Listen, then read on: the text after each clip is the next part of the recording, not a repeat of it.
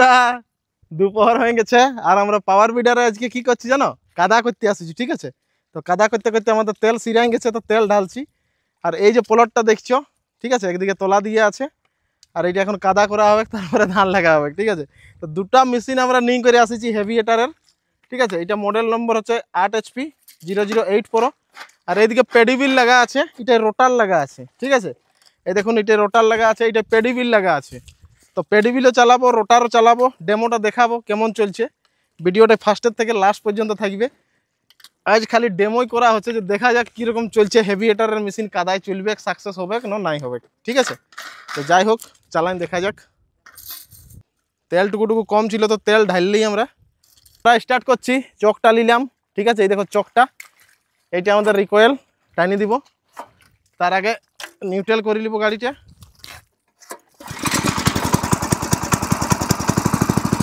ওদিকেও start করা হচ্ছে, কারণটা পেডিবিল লাগা আছে যাকে বলে।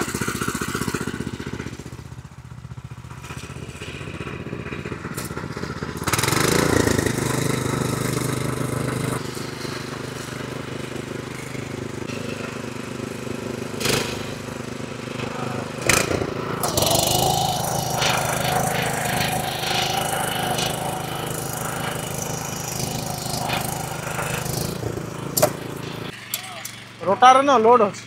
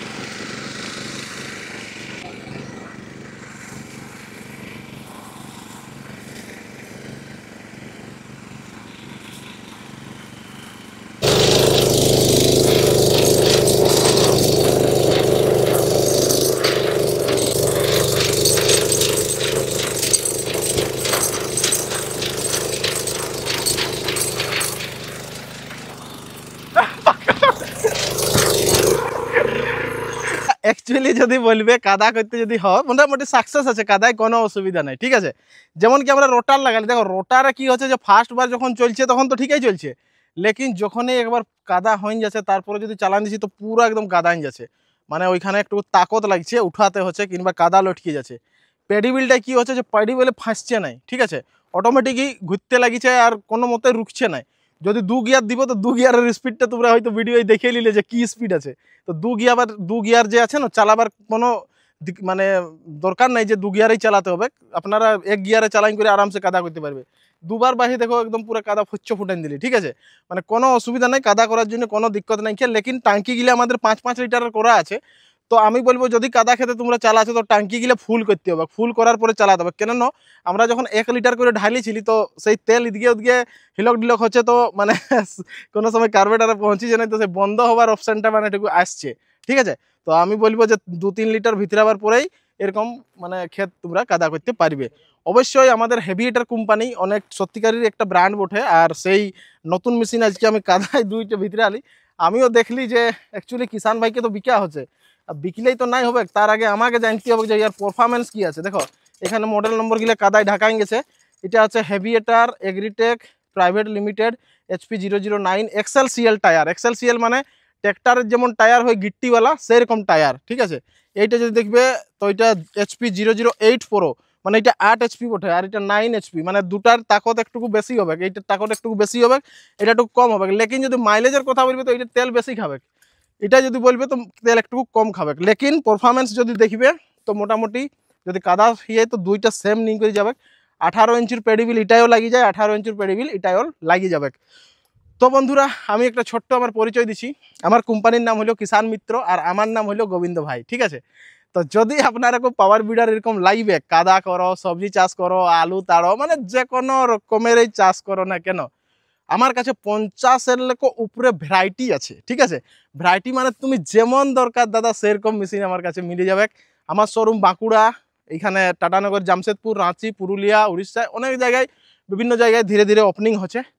তো স্ক্রিনটা এই নম্বরটা চলছে, যদি আপনাদেরও এই ধরনের মেশিন দরকার, আমার সাথে যদি আপনারা কথা বলেন কিংবা ব্র্যান্ডের জিনিস নিতে চান কিংবা কোন মেশিনটা নিলে 30-35 হাজারও মেশিন মিলছে, ঠিক আছে। প্রাইসগুলি একটু বলে দিব, কেন এটা আমাদের যে ওয়ারেন্টিওয়ালা মেশিন আছে, অনেকেই ভালো পারফরমেন্স, অনেকেই ভালো চলছে, আর অনেক মানে কিষান ভাই ঠকে নাই যাকে বলে, যে একটা হয় না যে মেশিন লিঙ্ক করে ঠকে গেলি, তো এমন কোনো অপশান নাই। কেননা যে লোড দিন করে আমি চালাই দিচ্ছি অন্য মেশিন হলে জড়ো হয়ে যাবে, ঠিক আছে।